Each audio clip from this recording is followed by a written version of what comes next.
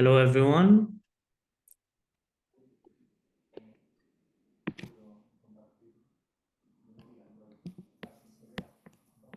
People are joining.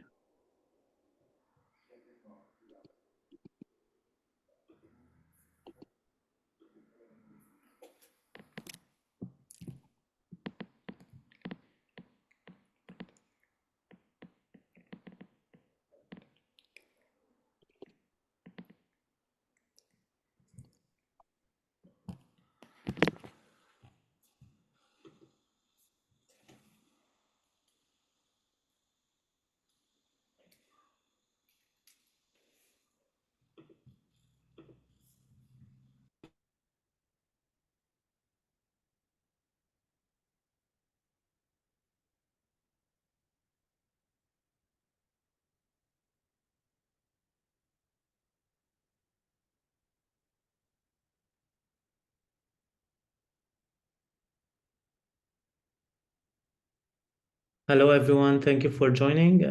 This is Hani Rustom, and we will be with you in a few minutes. People are joining.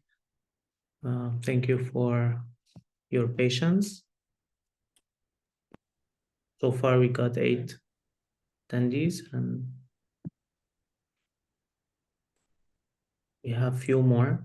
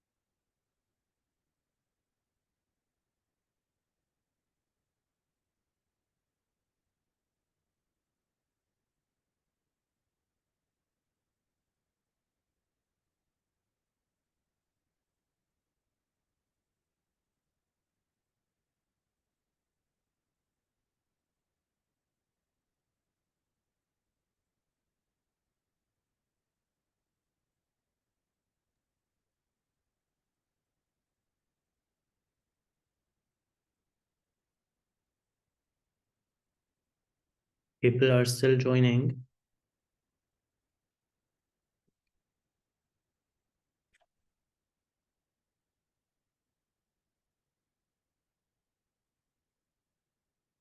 Hi, everyone. We will start in maybe 2 or 3 minutes maximum to give people some time to arrive.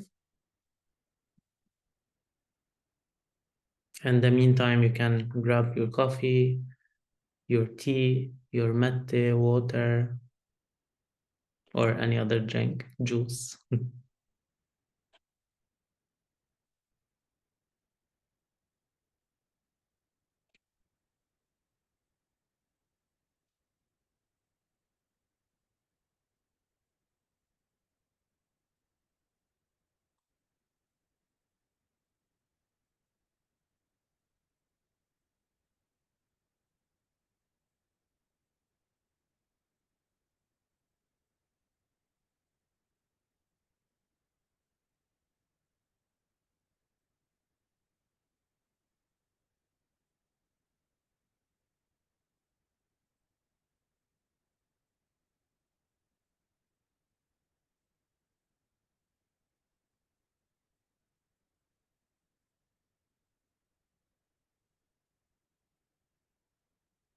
I see people are still registering till now, so I'm sending out some links.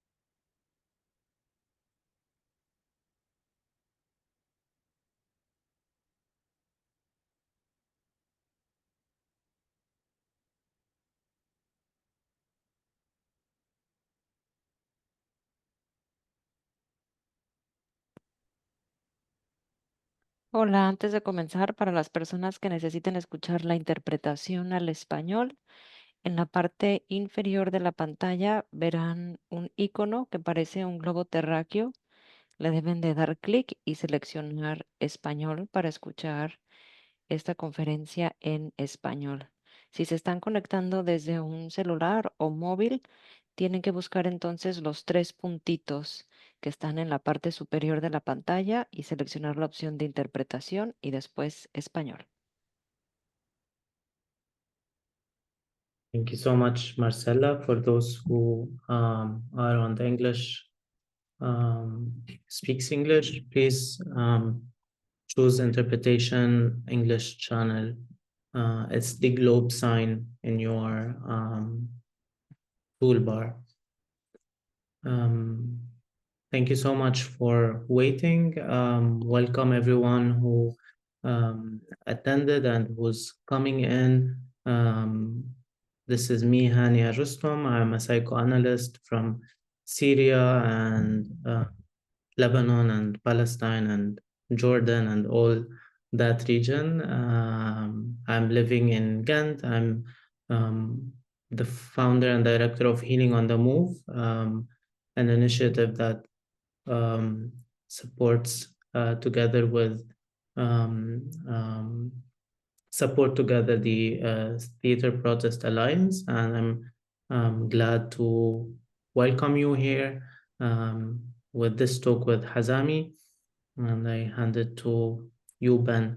In the meantime, I would like to, before I hand it to Ben, remind you that you can all submit your questions for Hazami in the Q&A section you see in your toolbar, and we will be collecting the questions and hopefully be able to answer all of it.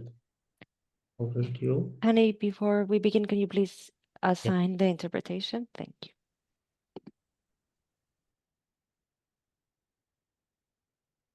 Done. You are muted, Ben. A few people are saying they're in the waiting room, so I've just sent them the updated link. So thank you, Hani. My name is Ben. I'm a member of Protest Theatre Alliance, and I will be introducing Hazami. But before I do, I'll just say a few words about what brings us here together. Over the last 2 years, we've seen people all over the world rising up, expressing their horror, their outrage, and their demand for an end to Israel's genocide against the Palestinian people, a genocide that is being committed with full cooperation from so many of our Western nations. We've seen people striking, boycotting, disrupting business as usual. We've seen groups like Palestine Action shutting down arms factories, and we've seen hundreds of thousands of people week after week taking to the streets. Together, we've been sending a powerful message through our voices, our bodies, to apartheid Israel, to the United States, and to so many other countries who are complicit, saying the genocide must end, apartheid must end, and this military industrial complex, it must end. And yet, so often these rallies and demonstrations we see in our city streets, they follow, a fairly standard format. We gather, we march, we chant, we arrive at an endpoint, we hear some speeches, and then we go home. So today, in this webinar, we'll be learning from Hazami how to energize protests, how to stage actions in public places that communicate in the language of art and images, images that instantly make visible the reality of genocide, and how the use of theatrical elements can give public protest a renewed force, sending a clear message to our political representatives, complicit corporations, and the broader public. The intention in using art and theatre in protest is not to entertain, not to create an interesting spectacle, but rather to use the power of imagination and creativity to communicate in ways that go beyond mere words. It's therefore a great pleasure and honor for us to have Hazami Barmada with us today. She brings a wealth of experience in arts-based political activism and activism more broadly. Hazami is a Palestinian-Syrian award-winning social innovator and entrepreneur and activist. As the executive producer and host of the Webby and Anthem Award-winning podcast, Finding Humanity, she educates audiences on global human rights issues. For over 20 years, Hazami has designed and led social impact initiatives for private and public organizations, including the United Nations, Harvard, and the Aspen Institute, championing entrepreneurship and social justice. Since the fall of 2023, Hazami has inspired action for Palestinian human rights, using provocative political art as a tool to mobilize global attention to end Israel's atrocities and genocide in Gaza. She started the first ever Gaza Solidarity Encampment by the home of former US Secretary of State Antony Blinken from January to July 2024. She is the Presidential Leadership Scholar and holds a Master's in Public Administration from Harvard University. I'll hand over to Hani now, who's going to play a short video that gives a further introduction to Hazami and her work. Thank you, Ben.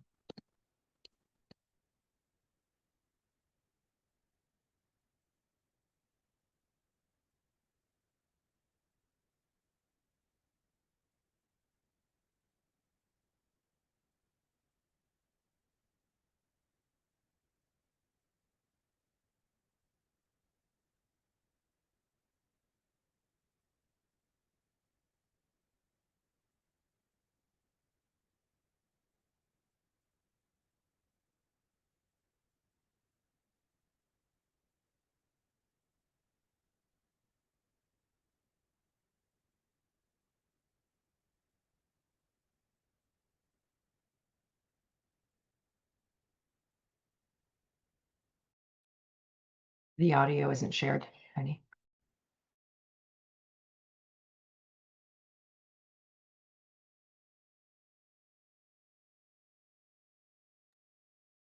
Penny, there's no audio on the video. Sorry? There's no audio on the video. You have to share the audio, please.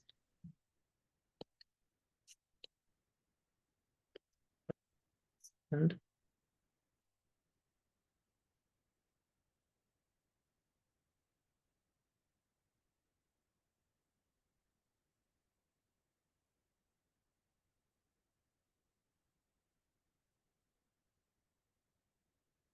I don't know what's the problem here.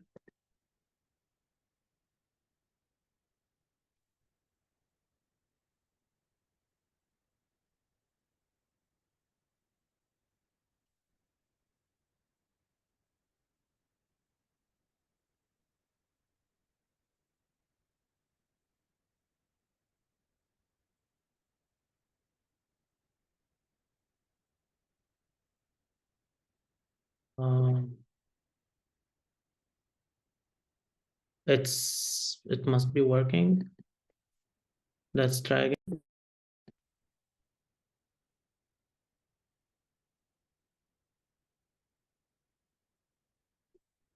Is it working? Sorry, that's weird. You have to select share audio, computer audio. Yeah, I did, but it's not.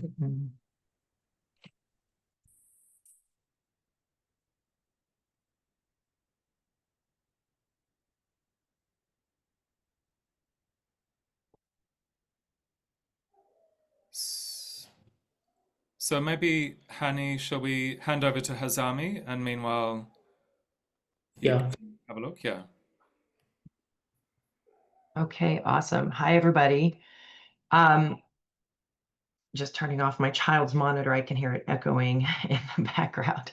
My name is Hazami Barmada, and I am a Syrian Palestinian American citizen of the world. And I just want to, as we are starting, just take a moment to honor Palestinian lives that have inspired the humanity in all of us and inspired our activism, I think, and unleashed global consciousness around what it truly means to uphold and honor human dignity, human life, and the very values that a lot of us talk about, but few live by. And I'll get into a little bit of how that impacted my activism, but I do want to start just also with a moment of silence, please, for the over 300,000 Palestinian children that have been targeted, killed, and murdered by Israel, and also the moms and fathers and grandparents who've lost their lives due to Israeli violence, and we can't seem to get the genocide to stop.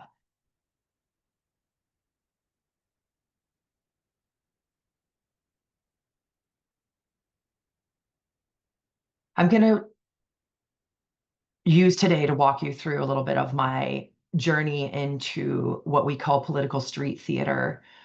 And a lot of these phrases were very new to me when I began doing this type of work. This type of work is not something that I did a lot or did full time or did in a practical way. And the reason I make note of this is I think for a lot of people, they think there's a right or wrong way to do advocacy, that there's a right or wrong way to do political engagement.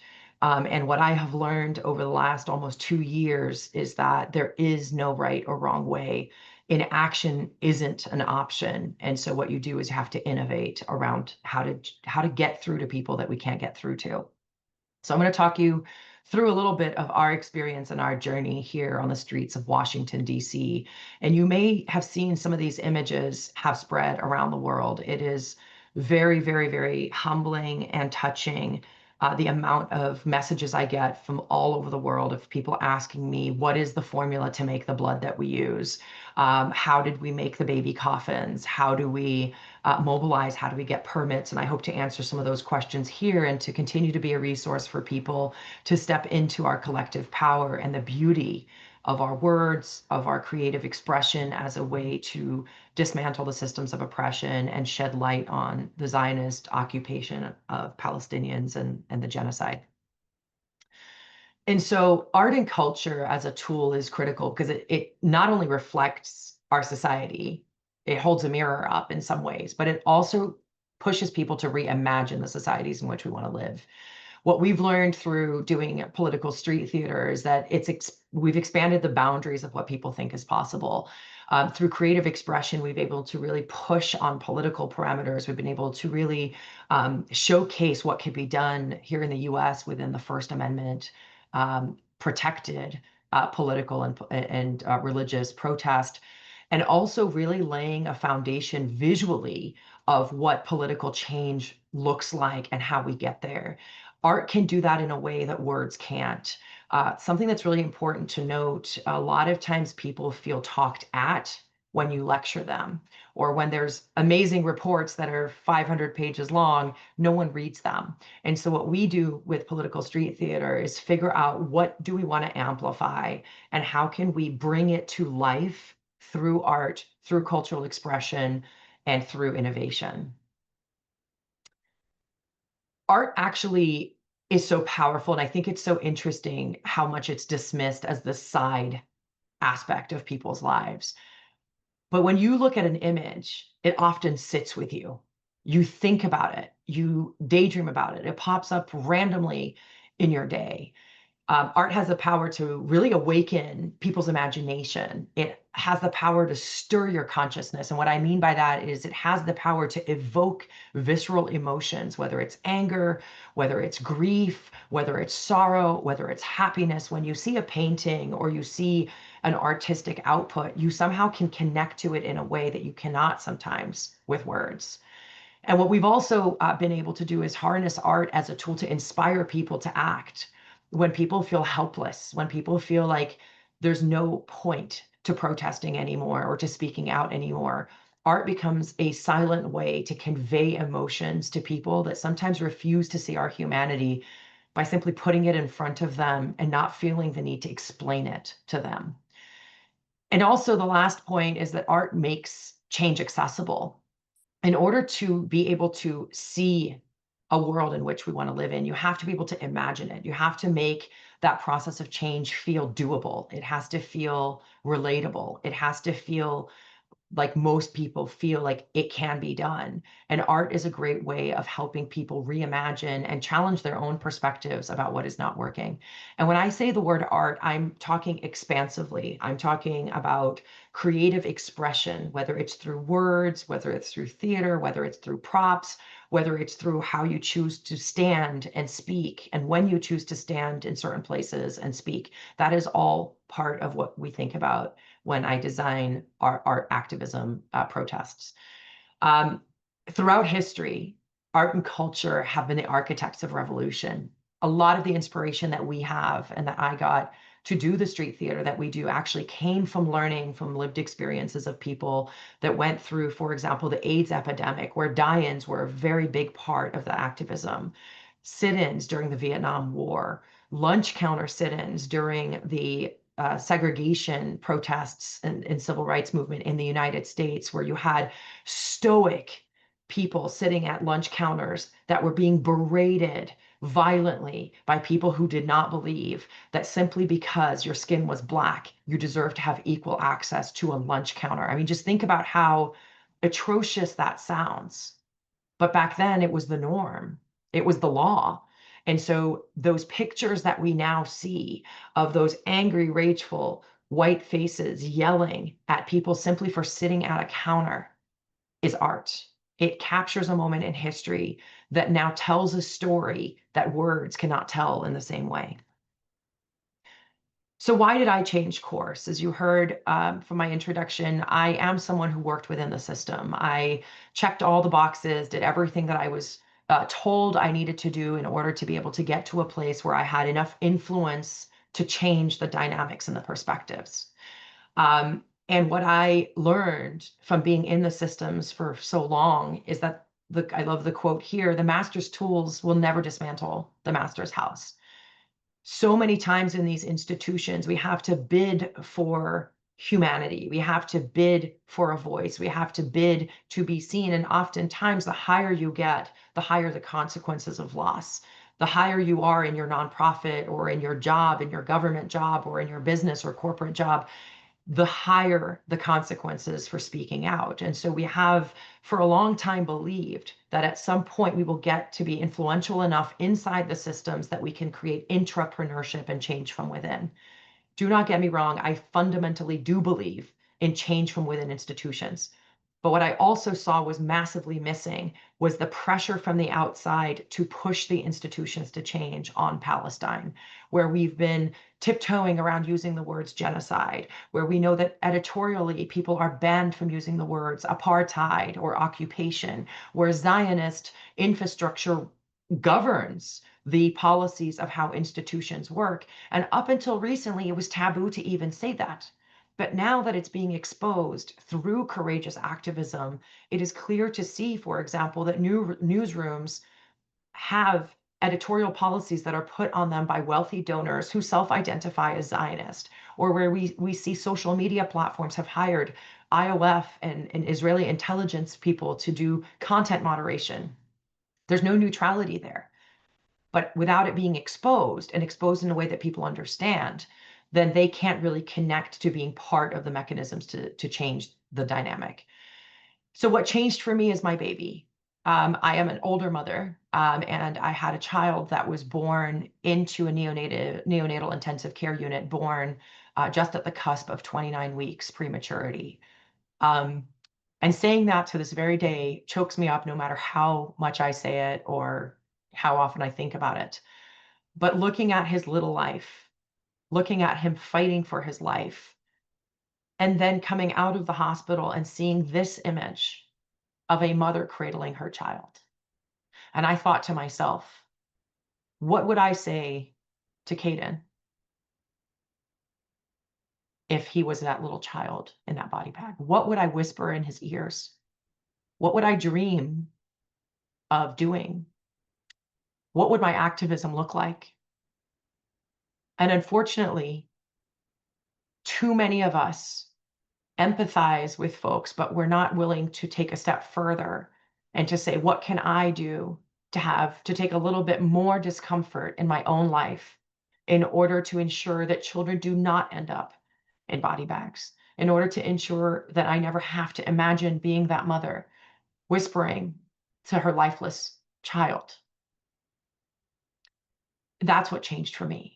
I, in that moment, decided to leave the job and the world and the career that I had spent decades building, and instead put my physical body on the ground to force people to have to see the images that they're refusing to see. Because as we know, we live in an echo chamber, and the internet and news and media are not bringing the images of Gaza to people's living rooms around the world. They are not bringing them to politicians.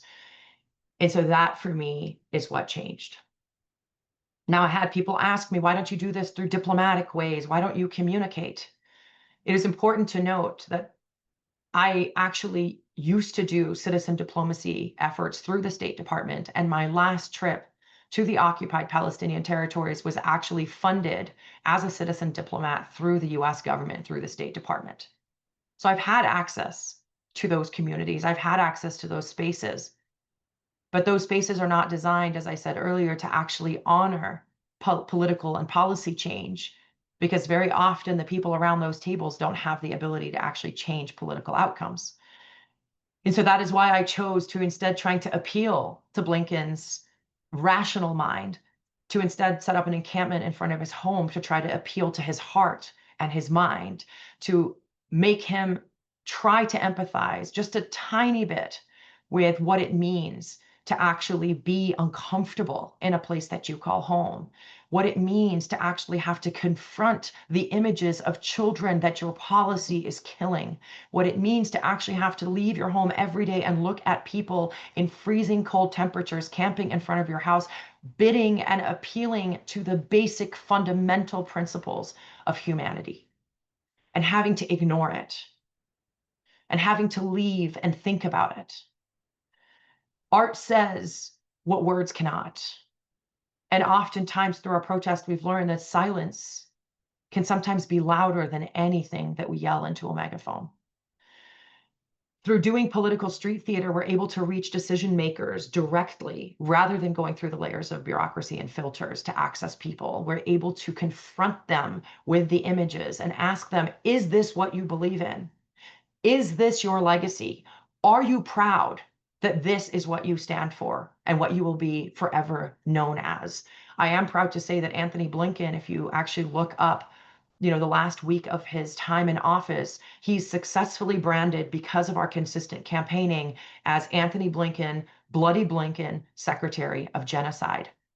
That is art, right? Word association, imagery, how people start to identify folks is all part of the artistic process.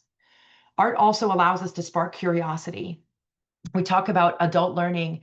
One of the really important things to understand about adult learning is that in order for adults to learn, the difference between adults and children, and again, excuse me for getting into a little bit of my professional background here, but leadership is very hard to teach adults, because so often people are so wedded in what they believe to be true, and that is so often tied to then their identity. And so when you're asking someone to change their political views, you're asking them to interrogate the very essence of their own minds that have been made up through experience, through conversations with your grandmother or mother or father, what your church or synagogue teaches you. These are all truths that you have to somehow shed in order to learn new realities. And that requires empathizing with the change process. And when we use art as a tool, it allows us to spark curiosity rather than to berate people with why they are wrong. Now, do not get me wrong. There are times and places, for example, in front of the Zionist apartheid embassy of Israel in Washington, we are not there trying to appeal to hearts and minds of people that are implementing direct policies that annihilate Palestinians. We are there to actually shame them and to make them uncomfortable and to ensure they can't go about business as usual during a genocide. But I'm talking about the masses, and I'll get into the differentiating your audience in a moment. But the goal is to spark curiosity. The goal is to plant a seed that then people leave with and go and ask themselves, what can I do differently? Why do I think the way I do? Is there a genocide? Why is it banned to use the word genocide? Getting people to start asking those questions has been fundamentally the most powerful tool of our activism. We are not trying to tell people what to think. We're trying to give them the tools to help them think how to think differently about Palestine. When you see art and you see vivid imagery, it is hard to unsee. I always say we live rent-free in people's heads. We have developed through our protest activism a way to literally make sure that people leave thinking about what they have seen and what they have heard. And very often we actually get messages from people weeks later, months later, and I am very humbled to say that we've actually had people email us that left very senior positions in government because they saw our protest and it haunted them and lived rent-free in their minds.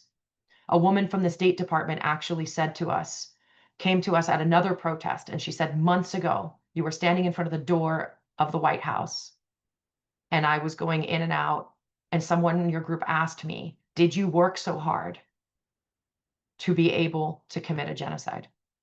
And she said that lived with her. And months later, she resigned. And she literally attributed it to seeing us standing there dumping symbolic red blood of Palestinian children, where staff had to physically walk through it and just simply asking them the question, is this what you worked so hard to do? So street activations in our group in Washington, we have been boots on the ground for, I hate to say, almost over 700 days. And collectively as a group, we have around 1,500 plus people who participated in our activism, who collectively we spent over 300,000 hours in the streets.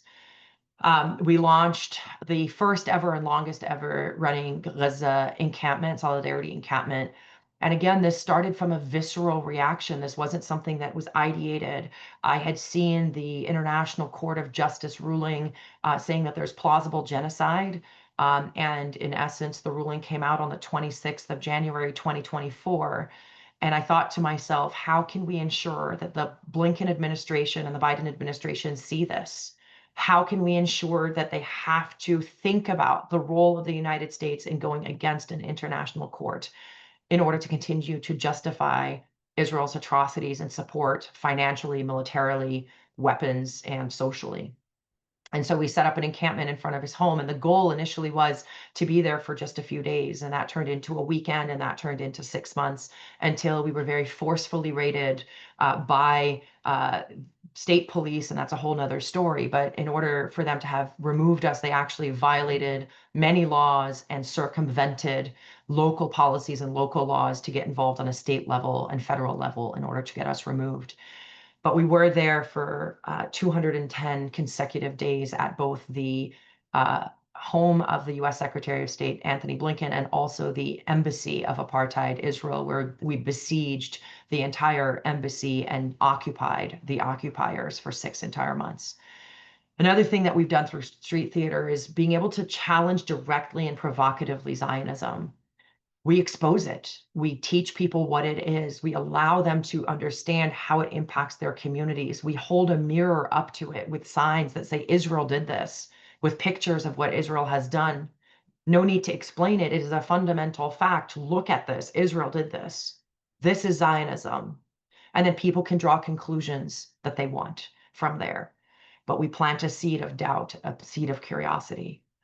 And then the last part of our movement building has been to help globalize the work that we're doing. And we have been so honored to see folks all around the world literally mirror our activism through, doing similar demonstrations all over Europe, Latin America, different parts of the United States. We are a global community, and I think that's the big difference that we're seeing this time around for Palestine activism that we hadn't seen before. The pillars of activism, I do want to address and make sure that we are talking about kind of what makes successful activism. Clear messaging. I have to remind our group all the time, even here in Washington, you can't just say genocide, right? People ask which genocide. There's Rwanda genocide, there's historic genocides, there's also existing genocides in other places. There's the Congo, there's, multiple other issues, Sudan, that we need to kind of think outside of the parameters of ourselves to try to understand what is the knowledge point of the person that we are trying to talk about or talk to.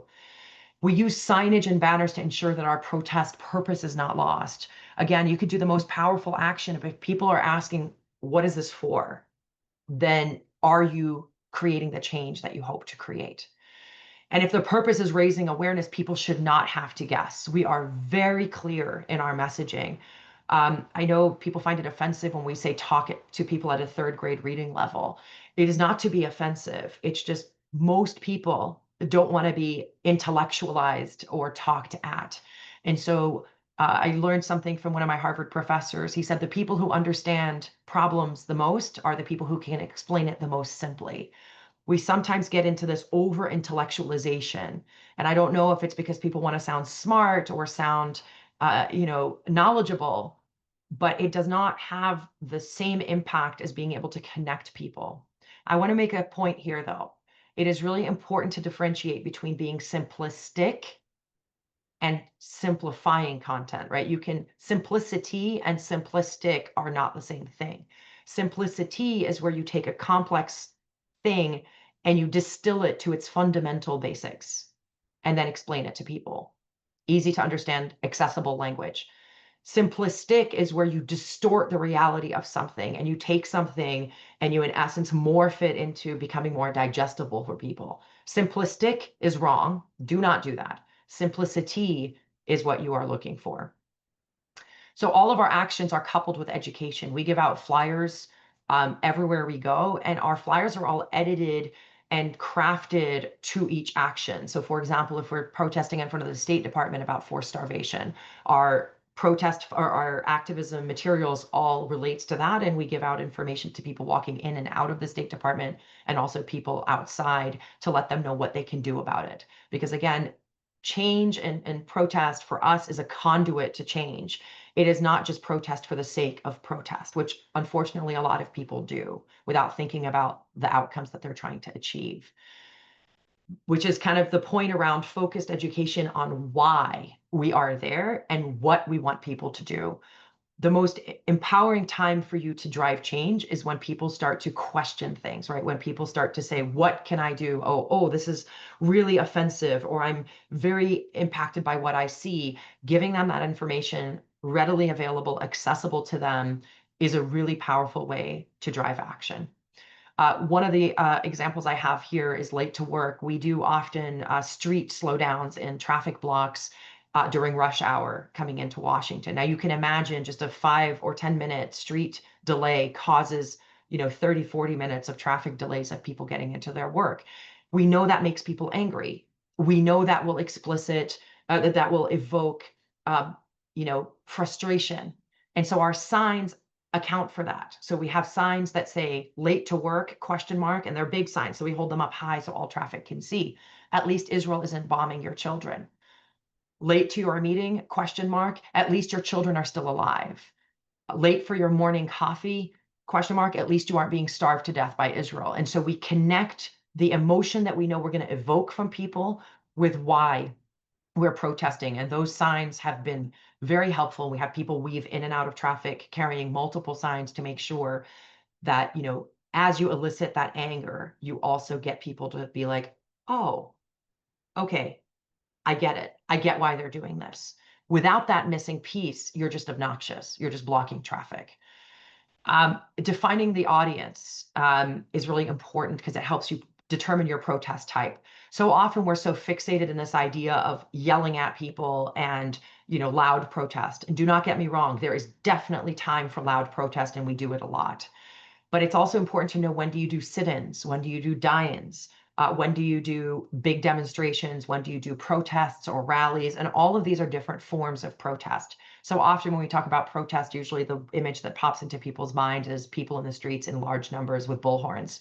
Our protest is rarely that. It's actually not that ever. We never pull large numbers. Our goal is not large numbers. We actually restrict our activism because we know that image is everything. And so if you just have one person who's not willing to follow the protocols that we set forth, and who's willing to start cussing and engaging with naughty behavior of Zionists, then what you're doing is that becomes the story, not our activism. And so we intentionally filter out folks that do not adhere to our community standards. And we also use this as a moment to teach communities, our own communities, how to process our rage and grief. And this is not the place to process grief. This is the place to educate. And if you can process grief with the focus on education, great. But if you cannot control your visceral emotions, then don't come. And I think it's important to note, because we've actually had people say to us, I can't handle this. I can't handle being criticized by a Zionist. I can't handle it. And so, thinking about that, the other point I want to say is numbers do not matter. The focus on numbers is something that a lot of people do, and it's prohibitive to people because people start to think about, oh, I need, hundreds of people to be here for it to be impactful.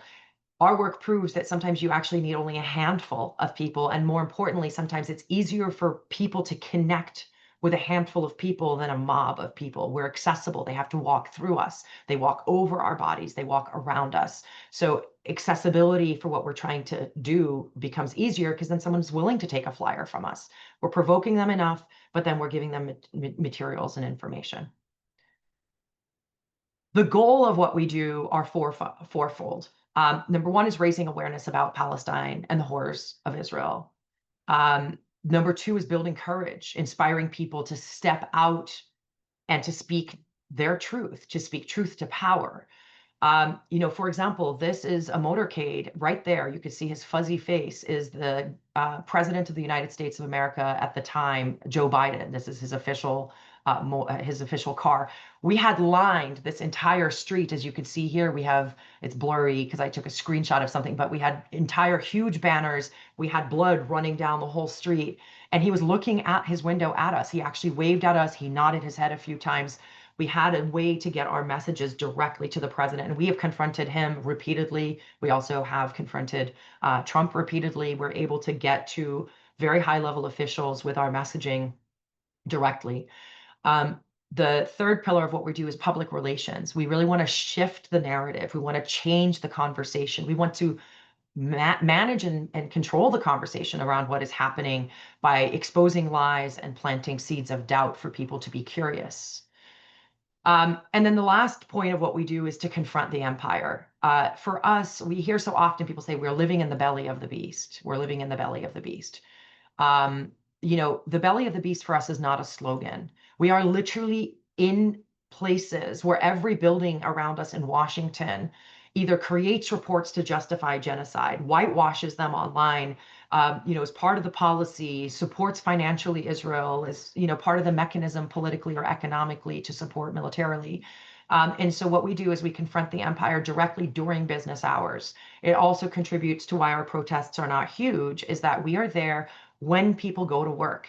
We are there in the morning while people walk into their offices, because we want that to be the conversation that they have inside their newsrooms, inside the over lunch, inside the offices. We want the conversation to be there, and we want them to have the flyers in hand as they go into their offices to discuss it. And we've actually heard from multiple people at the State Department, at the White House, at media companies, that they actually have full conversations about our protests. And actually at the State Department and White House, they actually send company-wide or institution-wide emails letting people know that there is a protest at this entrance on this topic, please avoid it. That has successfully taken our protest into the minds and offices of every single person in the White House, in the State Department, at the media corporations, and we actually have people on the inside that have leaked us these emails and these messages, which, again, you do not need large numbers to create a massive rift and conversation inside these ecosystems. Art tells the story, right? So here are just some examples. This is the White House Correspondents' Dinner, where people, literally, people in fancy ball gowns had to physically walk by our setup, which had signs. You can't see all of them. But this, at the time, there was only 137 journalists that Israel had targeted and assassinated. Obviously, the numbers are a lot more now. This was last year. And, you know, people had to physically walk by this. We had signage. We had a very strong visual display. The signage is actually on the other side. You can't really see all of it. That says, you know, that Israel targets, you'll see the banner in a second, journalists, because its enemy is the truth. Also, if you look at images of protest in DC, even if the protest is not ours, you'll see our images being used for a lot of protests, because pictures speak words. Pictures speak volumes. Pictures help people understand what you're saying and why in a way that words cannot. And this I have circled here, which is inspiration to me, right? Israel has lost the public relations battle over Gaza. That is precisely why we protest, because people's perceptions then change and determine their voting decisions, determine their consumer choices, determine what news they consume, determine what they're willing to speak out about and challenge, and so on and so forth. So, yeah, I think, can people not see my screen? I think people are saying they cannot see my screen. Whoops, I'm just paying attention to that. Ben, Hani? I don't know why. It's you have your screen shared, so people should be able to see your screen, actually. Okay, so you guys can see it. Some are saying they cannot. Some people say I see your screen. So yeah, some people see it, some people does not. Okay, I can see normal. Okay, thank you. Okay, sorry about that. I just wanted to make sure that it was clear. Some other examples of our work, and these are, again, props that are not hard to make. This is just wire with poles just from a normal store, and then these are umbrella stands. This was a scene that we did in front of GW Hospital and the State Department about forced starvation. And we often use, as I mentioned, imagery that is provocative. So we do oftentimes have people act as Israeli IOF people. And the reason that is important is that these people actually yell the very things that the IOF yells at Palestinians. We had a scene where we had them dragging people that were hijabi women that were wearing headscarves down the street, and you know, beating the men, and that is exactly the images you see out of the West Bank. And so it is uncomfortable to people, but they have to then confront that this is what Israel is doing. And we always tell them, if you think this is fake, simply Google it. Look it up, go to social media. We often tell people to do their homework and not just tell us this is fake. And so this is a hunger scene around the Gaza Humanitarian Foundation. And again, what you cannot see is all the signage that has lined this entire part of the road so that it is very clear what we are doing. This is, you know, the artists that are involved in our work created this big round, I'm not going to use the B word, but this thing, and we used it for marches around the street. And what you can't see, again, on the other side of it is it's exploded open, and what you see is a free Palestine with poppies. On the other side, you have a lot of writing around the atrocities, you know, of war crimes. This image right here is part of our encampment, and actually this image went relatively viral around the world. This is my little baby on my lap and on my waist, and that is Antony Blinken in a car, stuck for what it felt to me like 10 minutes of his life. It was in reality only a little over 60 seconds, which is a long time to have to awkwardly look at someone out of your window yelling at you, "Why do you kill children that look like mine?" I will one day print this image and hang it up to show my son. But you can see the reflection here. It says killing kids is not okay. In that moment, the imagery, which again, you couldn't see the signs lining the street. He had to stand there and awkwardly try to look away, and he could not because we were on both sides of the street. This is a example of what we do when we're trying to show the impacts of genocide, and we do this often. You can't tell here in this image, the woman laying down on the ground here with a bag of flour actually has also a bullet hole, and this is made with dirt and a paper towel rolled into a circle and just put with regular glue, like kids glue, on someone's face, and that is just simply fake red blood that you can get at any Halloween store. So a lot of these props are not hard to make, and there's a lot of tutorials on the internet, which is where we learn a lot of this stuff from. This was when we did an indictment for Antony Blinken. We actually created the People's Indictment and actually had lawyers work to craft it and delivered it to the Department of Justice. We were able to actually directly talk to the assistant of the Attorney General of the United States of America, and were able to hand him the People's Indictment. He sent his staff downstairs to receive it from us, and we had this step-in who looks very similar to Antony Blinken with these huge handcuffs. Again, just giving you some examples. Here are additional examples. This is part of our media encampment that we set up to highlight the hypocrisy and complicity of the US media outlets. This building compound has about 17 media outlets, including CBS, NBC, Fox News, The Hill, The Guardian, and multiple other media outlets. And so we had successfully driven them through our very loud protests and sirens and banging pots and pans. We'd successfully driven them out of the first floor studios in Washington, D.C. And so they went up to the 8th floor. And so this was the 8th floor. And here you can see our balloon flying behind the anchor, who I had confronted on the sidewalk just days before, asking her to be more honest, to speak out about the atrocities that Israel was committing against the Palestinian people. And she ignored me. And I promised her we would escalate and make sure that we are heard, and made sure that if she did not give us airtime on her show to talk about Palestine, that we would make sure it's covered. And so this is a balloon that was raised up that said "Media lies, Gaza dies," and you could see her face, the whole panel was startled. They immediately tried to cut the image out. Our balloon kept swaying to multiple windows, and they couldn't cut us out. And then at the end of the show, they went to a fake screen.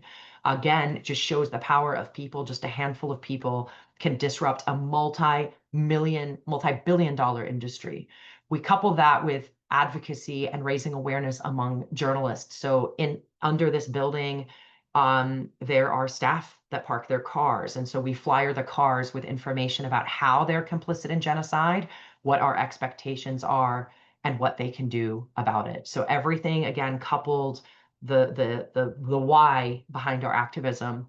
We also did a film screening in front of this media encampment. And again, just using props, using the GHF, the Gaza Humanitarian Foundation, fraud sham organization, as props. These boxes mirror the exact boxes, if you actually look them up, as the ones that people in Gaza are carrying as they are sniped by Israel. What you can't see in this image is that there's actually a body that was sniped as part, or sniped, it was, playing dead as we had a press conference here. And actually, during the middle of our press conference, she walked around the outside, and as I was speaking, she actually fell to the ground. So again, the imagery of connecting the moment to the outcome.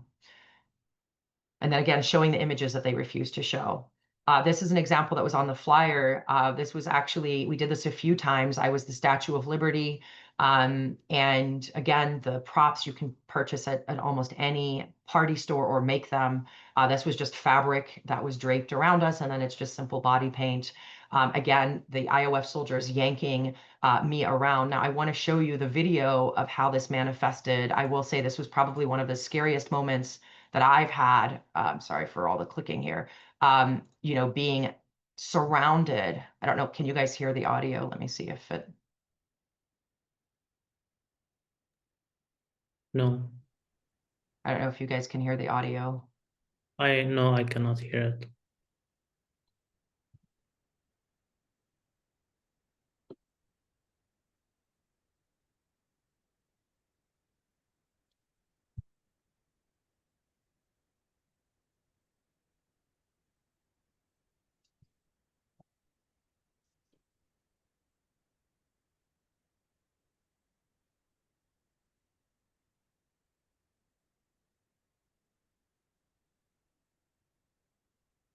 So people are saying they couldn't hear my audio. In essence, the video was precisely what you heard, which is just folks. Let me just make sure I can. Okay, share 1 second. Give me 1 moment. Apologies. Oh, it won't let me share my computer audio. Apologies. I should be able to. Okay, I think there might be an issue with the Zoom webinar because that's also why. Okay, it's okay.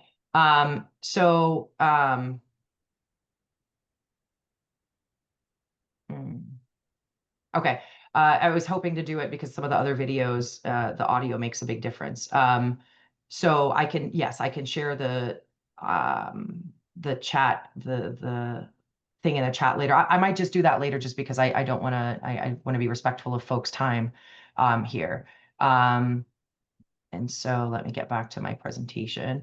So in essence, I was being walked around. I'll just narrate it for you. I was being walked around an audience, being dragged, and we went by around 10,000 people. This was during the 4th of July. We've also done this in front of the White House, but it was, the soldiers, people literally yelling at us, get a job, and people responding saying, the IOF soldiers responding saying, I have a job. I don't need a job. America pays for my insurance. America pays for me to kill children. That is my job. I don't need a job. And just that provocation in that moment with people being so proud about the 4th of July and this concept of America. And we are saying that this is unfortunately what is happening to America, and American taxpayers are paying for it. So that is an example of this political street theater, which, I must say was pretty intimidating for me, just because we were not with any police escorts around hundreds and thousands of people just being escorted around. And so at one point they dragged me to the ground and said, who do you work for? And I said, America. And it said, no, Israel, say Israel, say Israel. And again, just very provocative to people. Here's another example of something that we did, which was when Gaza has the largest number of child amputees in the world. And so we decided to go to Congress and to pass out limbs of Palestinian children to people in Congress as a gift. And on these, if you recall, there are children in Gaza that were writing their names and their age and their parents' information in case they were killed or in case they were separated from their parents. And so we wrote a letter to people in Congress. The note that was attached to it was saying, congratulations, you are part of creating the largest number of child amputees. The reaction of staff receiving this gift from us, we weren't in there to debate them. We weren't in there to fight them. We were there to say, here's a gift from the children of Gaza. This is what you're helping support. Here's a gift from a child that you helped dismember their arm or maim. Here you go. And then we would just walk out of the office, and the video, there's videos of all of this on my social media also, but the reactions were just silence, and just people didn't know what to do. They were just staring at us. Here's another example of a silent protest where I was sitting behind Antony Blinken in Congress. And at some point when the camera panned out, and you could actually see it on all the C-SPAN live TV, where my hand was, I was able to actually do this and pet his head. So I was petting his head in real time as he was speaking about what was happening. Again, just ways to be creative to provoke conversations and discomfort. This is in front of the U.S. Department of Education, where we built this box, this school bus out of boxes, and had signage around the number of children that are being murdered by Israel and the amount of children not able to go to school. And we did this action around back to school. And so, as parents are figuring out what to buy their children and what snacks to pack them, we helped to raise awareness around the plight of children, and school children specifically in Gaza. And we actually had children actually participate in the die-in. This is also, again, tying into media examples. This was a laundry line that we put up in front of the White House. This is the White House here, and Netanyahu was actually staying here. This white tent goes to his quarters at the Blair House. When a dignitary or a head of state comes to visit the White House,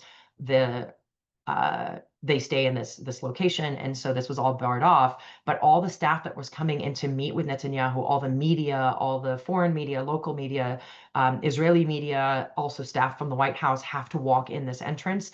And there had been a story a couple of years ago about Netanyahu bringing laundry to be laundered at the White House. And this is a big expose, and there was a lot of chatter on social media. So we decided to lean into that and to play into the laundry line of Bibi bringing his laundry. And so Netanyahu brings his shit to DC, and this is actual animal manure from someone in our community who has a farm.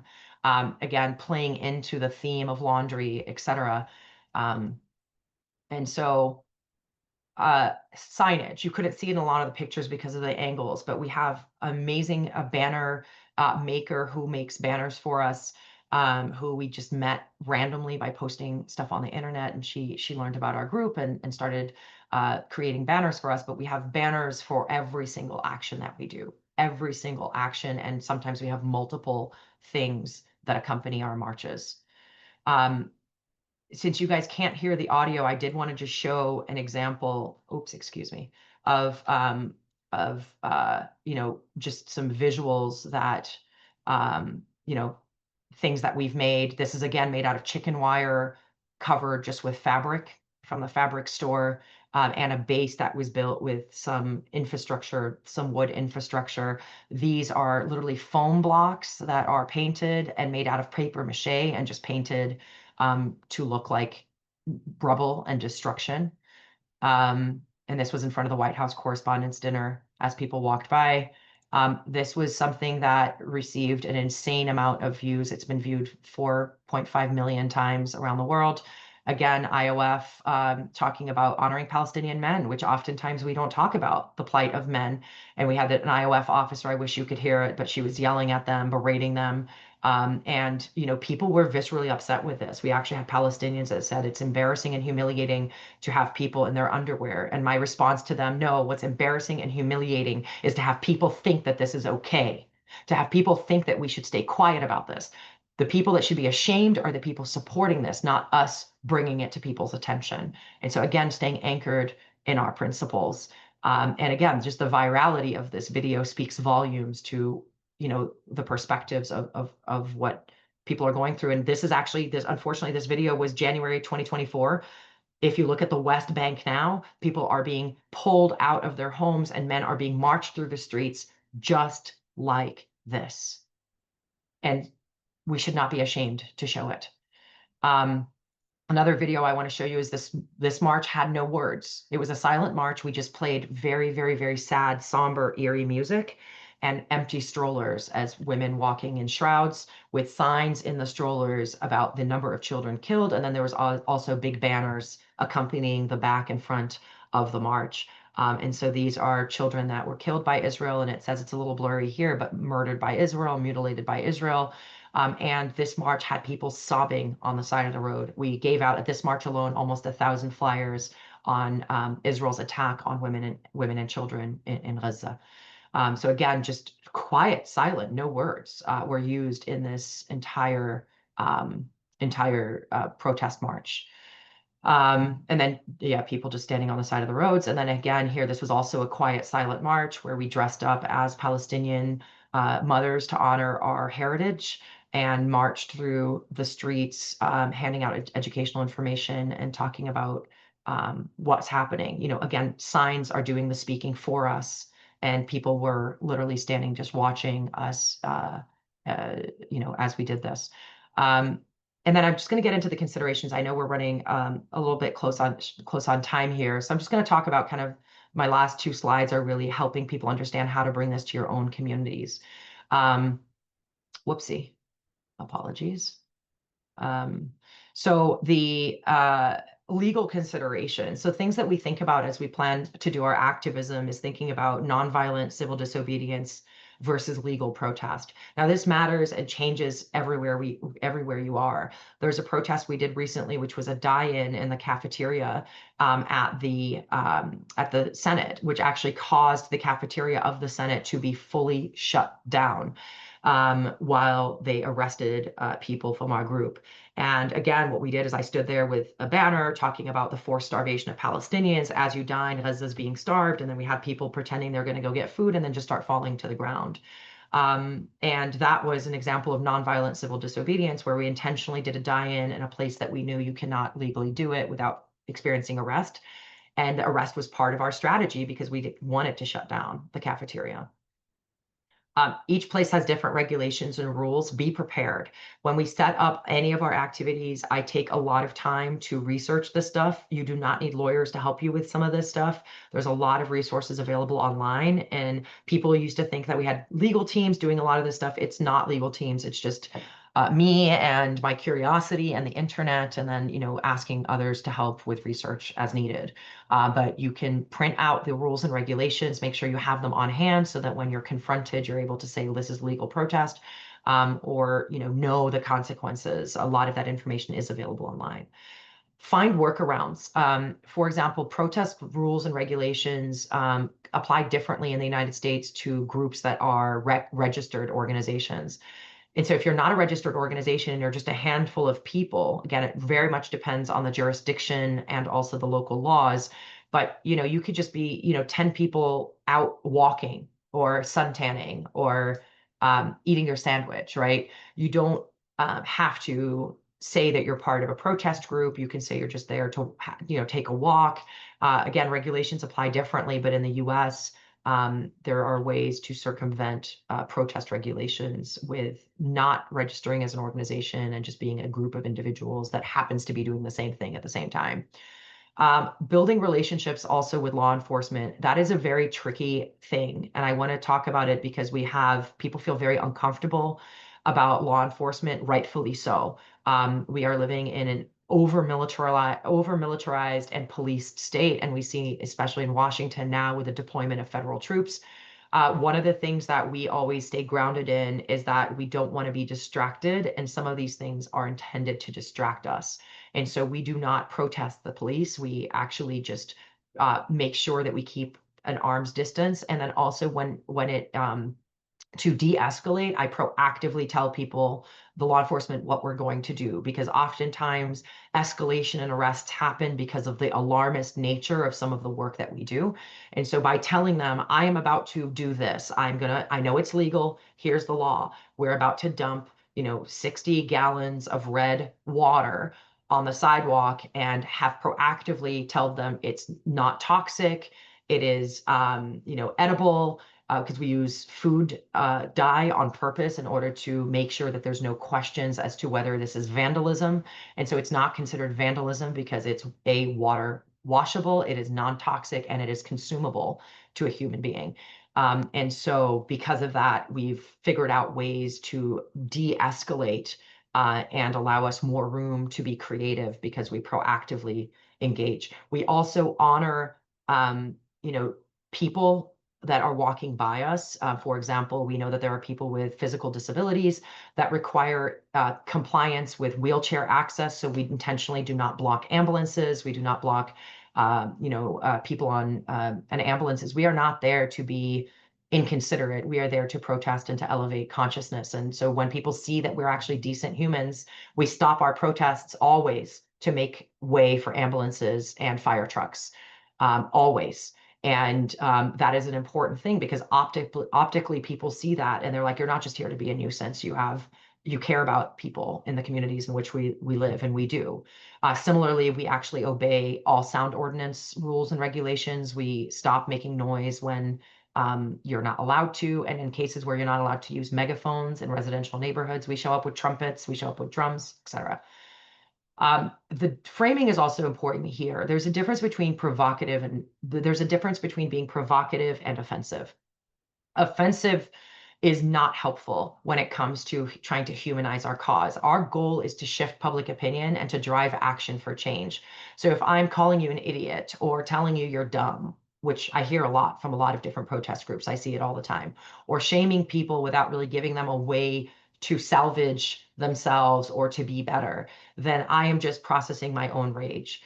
Provocative, you could still do a lot of provocative things without being offensive. And again, really thinking about the outcomes that you're trying to achieve. If you're trying to create change for Palestine or pressure governments to do things differently, then being annoying is critical. You have to be annoying. Discomfort is what drives change. And we always say the squeaky wheel gets the oil, but be squeaky, but you don't have to be vulgar and offensive to do so, which might hurt our cause. I always say we need to channel Palestine and honor Palestine. Ask yourself as you're planning things, is this because I want to get a reaction, or is this because I want to drive change for Palestine? And that should be your moral compass in deciding how to speak and what to speak about. Tying it into culture, into current events, as I showed you guys the laundry example of the poopy underwear of Netanyahu. Again, very offensive, or very provocative to people. But I mean, is it offensive? Maybe, but we were tying it into actual news that had been reported also by Israeli media. And so leveraging current moments to draw people's attention to things that they may not draw connections to. For example, the 4th of July march, where we're talking about American values, and here I was being dragged around by Israel. So is it America first, or is it Israel first?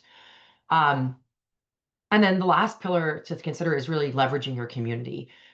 They say, build it and they shall come. I started this work. I didn't have a team. I didn't have anything. We created our own signs. I went and made them on Canva and printed them. And then with time, an artist saw what we were doing and came with a banner and gave me her phone number and said, I'm going to make banners for all of your protests moving forward. Now we have hundreds of banners. Same thing with the art builds. I started just making stuff myself and with a handful of people. And then I did open calls on my Instagram to say, I'm looking for people to help build this thing. And then now we have an art group that is an art build group that helps build these things, the big, huge puppet, Netanyahu puppet, for example.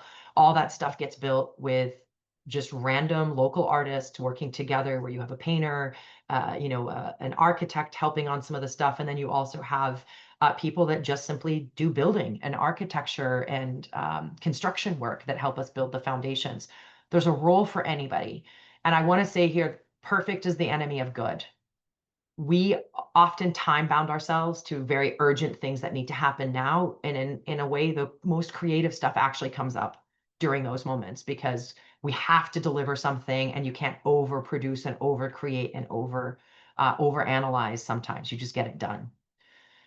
And that's what brings me to adaptability and agility. We learn from our mistakes, and innovation will teach us learn quick, fail quick, adapt quick. We do make mistakes. Sometimes we're like, man, that was too heavy as a prop to carry for a 4-mile walk. Or my goodness, we tried to get this reaction, but this location was not the right reaction to the location. So we adapt and adapt and adapt. And hindsight is 20/20. And sometimes it's hard not to be like, man, I missed an opportunity. But we always learn from our mistakes, and we don't look at them as mistakes. We look at them as an opportunity to learn. This is maybe a little bit of a provocative thing to say, but so many times I'm part of groups where you have too many cooks in the kitchen and very few people are actually experienced in anything. And so you have just a lot of ideas, and it creates a stalling effect. And so one of the things that we do is that we create very strict dynamic or boundaries around whose opinions matter in driving our advocacy. And then we build trust of people to just trust my vision, right? That helps in DC, because a lot of people joined our movement because they met me online, or because they saw my protest, they saw me speak. And so they are already inclined to trust, because they chose to sign up to participate in something because they saw me and they know who I am and my values. And it also has created a safe space, because I've been pretty consistent, over the years about this.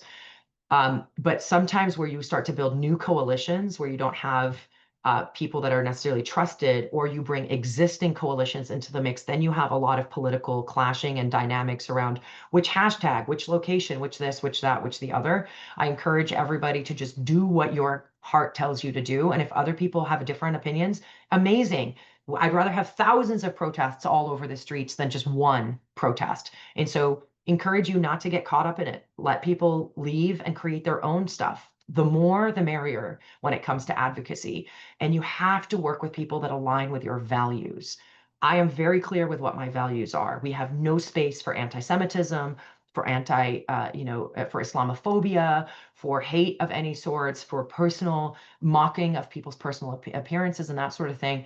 I'm very, very clear with the parameters around that, because I have to be proud in the work I do. And I have to, again, I started this activism because of my child. I want my child to be proud in who I am and what we're creating for children like him. So I'm hyper focused on that. And And even though we experience criticism, I'm able to justify it to myself. I actually said to someone the other day, I'm accountable to God, my family, and Palestine, period. Everybody else is just part of the noise. Practical considerations for the protesting, when you create that type of art, storage. We have folks in our community who've given us access to storage space.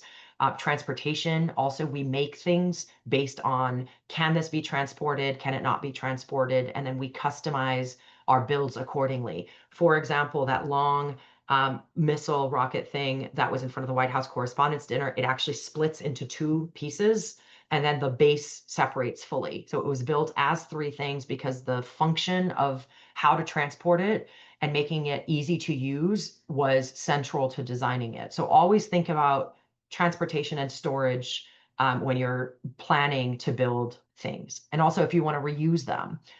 We are very, very big on not wasting things. People have always told us, do protests where you have thousands of shoes on the National Mall. I cannot do that as a human because I do not believe in wastage. And I also think about all the children that do not have shoes, that do look at low income places to purchase shoes from, and we're taking shoes away from those. So even if we do use props like that, we always donate them back, or we do not, and that means we don't get them dirty, we don't damage them in any way. We're always thinking about the environment, people, and doing the least amount of harm to anybody, the planet, or anybody around us. And that is, again, part of our value system and not wasting. We recycle a lot, we upcycle a lot, and we reuse a lot of things. Costs is also something that people think about. We get a lot of donated supplies. We do call outs for supplies, and we do call outs. We do not accept donations. So we tell people, get us gift cards from this location, or purchase us X amount of this fabric. And so mapping out costs and then announcing it on social media or within a network that you build helps you mitigate costs of doing a lot of this type of work. And then sustaining actions, like building community around our actions has been critical. It's a way to bring people together to think about, how do we fight apathy? How do we create inclusive spaces in our activism? We accommodate for different abilities. We have people in wheelchairs who join us. And so, for a die-in, we choose to, make that part of the prop. So, for example, making them a person who has been attacked by Israel, and so giving them wounds on their head, on their legs. There's creative ways to be inclusive of all people. We have elderly people who join us that cannot sit on the floor. There are roles for everybody. So really think about inclusivity when you're planning your protest. And actually, it's beautiful to see the diversity of faces that show up for Palestine and for human rights. The community aspect is also beautiful because people feel like they're part of the creation process. And so we ask people to come assemble the bags, for example, the ones we gave out in Congress. We ask people to come and help us paint. We ask people to, help us organize. There's a lot of ways to have people feel like they're not just part of this one time and moving on. And there's ways to join us, and we have an application process to join us because we want to weed out people that are here to disrupt us. And again, we have scripted actions, and so we manage our community in an online WhatsApp community, and then we use Signal sometimes. But for each action, we'll create a subgroup, and then anyone who's interested can join that action. So it's a way to constantly allow people to be part of what interests them, and it's a way for us to organize and manage the level and quantity of activism that we do in a way that's easy to try to figure out who's coming, how many people, et cetera, versus leaving it up for question and you have no people show up, or you have tons of people show up that have no active role. And that brings me to the end of the formal part of this presentation. And I know that we're limited on time, but I'm happy to answer any questions. And we do have a campaign that we're launching, or we have been launching, called Waves to Gaza. So please do check out both my Instagram and Waves to Gaza. We post a lot of educational material on everything, and my email's already doxed all over. And so there's my email address. If anyone has any questions, I'm happy to send you templates of our flyers, of our posters, of our pictures, of our banners, any and all things that we can be of service to providing. We are here to be a resource, and we look forward to changing the paradigm and shifting the discourse for Palestine.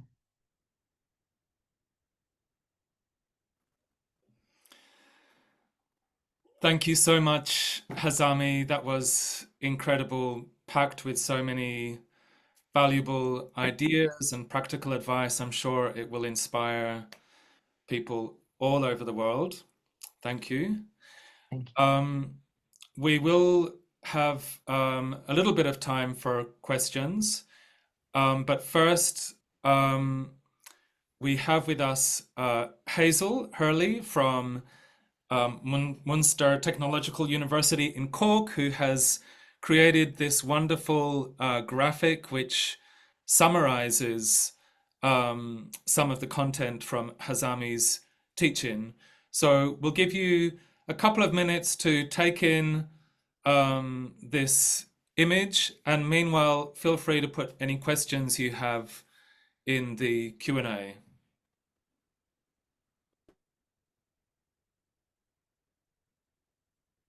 People are asking me for the presentation. I'm happy to share the presentation. So if people want to email me, I'm happy to share it. Thank you so much, Hazami.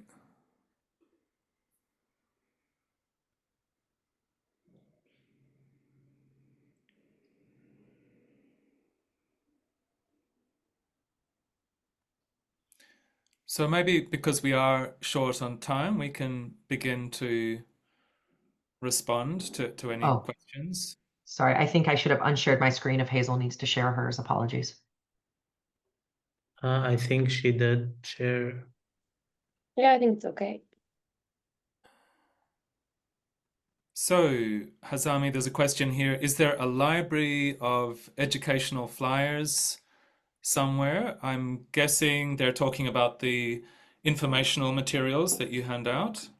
Yes, we do have a library of flyers, and then we also have a library of posters. Like Israel did this. There's about I think 80 different ones. If you can email me, I am happy to send you things. We're thinking of how to post them on the internet. It's been a little challenging beyond my Facebook or my social media, but yes, happy to share all of that with you. Thank you.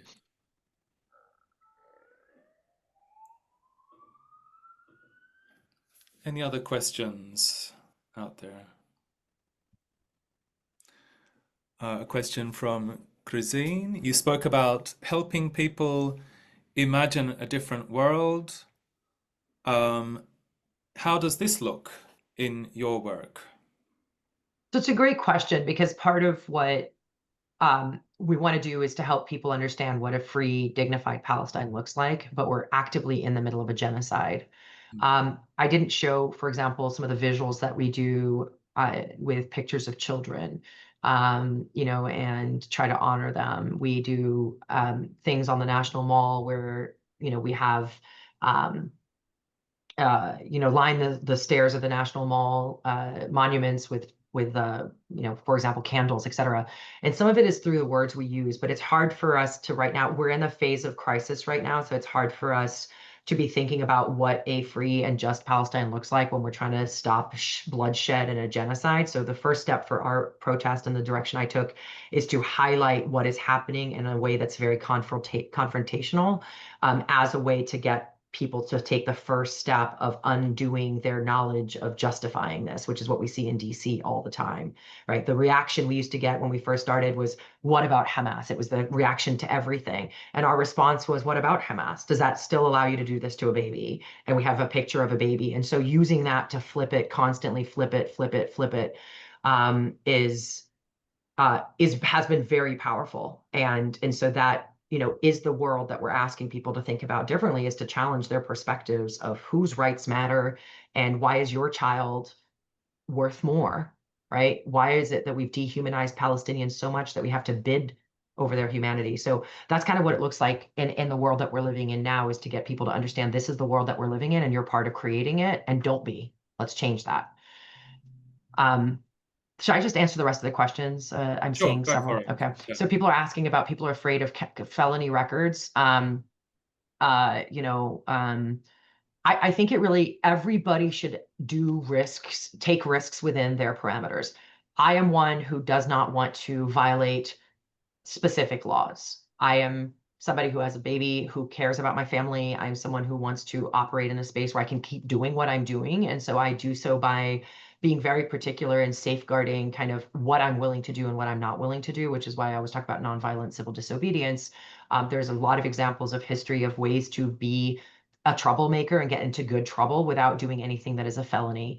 And that's not the work we're engaged in, so I can't speak to that.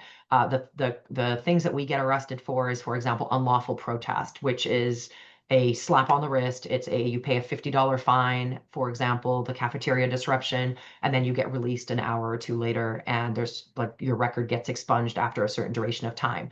Each country has different laws, and so we choose to do what is comfortable to us. And a lot of people say, I don't want to be arrested. I want to be there to take a video, or I'll be there to hold a banner. So even if you have an action that is kind of civil disobedience, you could still have people play alternative roles, and you need people to play multiple roles.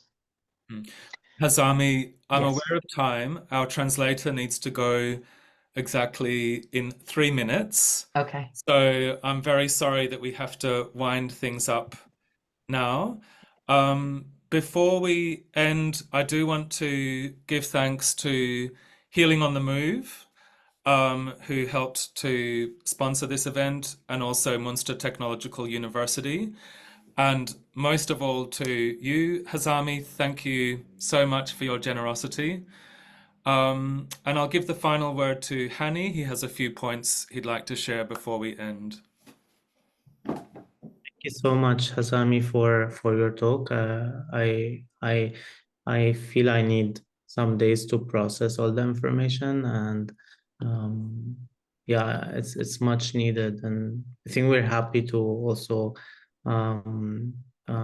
discuss how can we help in archiving this. I want to say thank you so much for those who came today, who are here with us. We will be posting the video online on our website and social media. So please stay in touch for that. I will also be sending an email with some Google form in case you would like to attend our next events. We're planning to have a teach-in next month on around the third week of October. As Ben said, we are Protest Theatre Alliance, and it is an emerging international network of performers, theater makers, and cultural practitioners exploring the role of performance in processes of social and change and humanitarian action. If you are interested to become member, to join us, to offer maybe some insights and inspiration to the community, please reach out to us. As I said, I will be reaching out afterwards with the email, and also including all the recording, maybe the presentation of Hazami, the video I wanted to share with you all, but our webinar didn't work out the sound. That's it. Thank you so much again. Thank you, Marcella, for being here for translation. Also for, again, for Hazami, for Ben and Hazel. Thank you, Hani. Goodbye, everybody.